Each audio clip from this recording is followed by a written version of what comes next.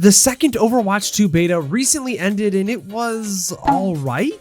Junkerqueen was the newest addition to the game, and other than that, I can't really think of anything particularly new that was added into this beta. Oh wait, right, Paraíso. But that map is so let's talk about it. Is Overwatch going in a positive direction or is it doomed to fail? Honestly, I think this beta was an improvement for myself, but not for the right reasons. Junkerqueen is a very problematic character. Her commanding shout is just a bit too generous, giving a ton of HP and speed on top of that. This ultimately created a second GOATS-like meta and very high-level team play, creating a strong composition containing Junkerqueen, Sojourn, Genji, Brigitte, and Lucio. Yeah, GOATS in a competitive setting became the one thing that we swore to destroy in Overwatch 1.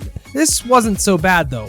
Why? Oh, right, because there's no ranked unless you're in the path to pro. And this is the current state of that right now. Competitively, the game is just not ready. And I mean, it's a beta, so it shouldn't really have to be. But we have to stop acting like it is or focus on getting it to that point. There still was a ranked circuit through the circus ran by Carter, so shout out to him, but this is only if you are already semi-known within the community and are trying to make it. I personally have access, but I prefer to not have to wait until 10 p.m. or 2 a.m. to play after everyone has scrimmed and sweat. I literally can't. I have parents that sleep early and I wake up at 6 a.m. the next day. I prefer to play during the day so I can stream at my normal times and not bother those that are trying to really grind and make it to the top. This isn't really Carter's or anyone's fault. It's more so a knock on Blizzard. Where is ranked right now? Where is it? Honestly, I don't think we are going to get it in the August beta release, which is gonna suck, but I guess we are going to have to bite the bullet and wait for October.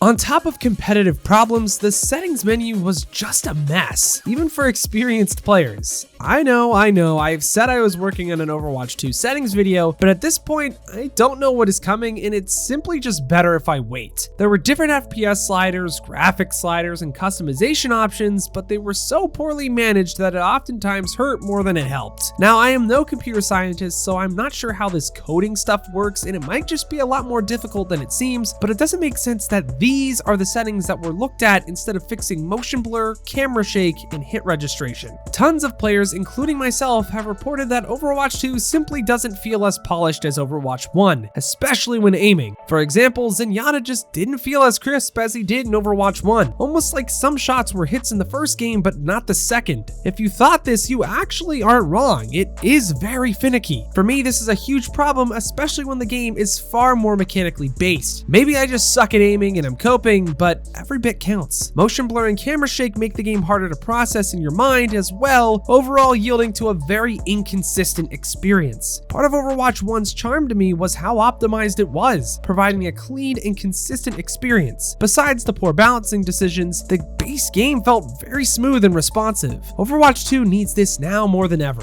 Moving on, what was good about the beta though? To be honest, there were some redeeming qualities. It just felt like it was anything but the base game. Content creators made the most of it, which was honestly awesome to see. SVB hosted a tournament, viewer games were easy to fill up and were a common occurrence, and overall, the community seemed to be having fun and remained hopeful for the future. The base game in this setting was undoubtedly enjoyable. It just wasn't the highest level of competition, which is weird for me to say, as I used to be a path to pro player myself. So if I were to rate the second Overwatch 2 beta, I would have to upgrade it from the previous 7.5 out of 10 to an 8 out of 10. I know up to this point I've been doing a lot of complaining, but it's simply because a lot of the problems will definitely be fixed in the future. At the end of the day though, these did dock the points from the score. Honestly, I think with the newly added support character, the game will feel good for all roles, so long as they don't continue to be too radical with the changes they add to support. Moira, I'm looking at you. 5v5 still seems pretty decent, and the new changes add a lot for the community to be excited about, which is what I miss the most from Overwatch 1. That magical feeling of logging on and being able to set up pickup games in less than 5 minutes was lost, but now it's back and it makes me honestly really happy. With just a bit more polish, Overwatch might just be back where it always was, back on top or at least a contender. Let me know what you all think. Will you be able to hang on until the next Overwatch 2 beta? It will definitely be difficult, but October is only a few short months away, and another beta is upon us very, very shortly. I am really interested by the new support hero that they have coming soon, so expect a video about that shortly. Thank you all so much for watching, but until next time, I've got to peace out and Paz out. I'll see you in the next one.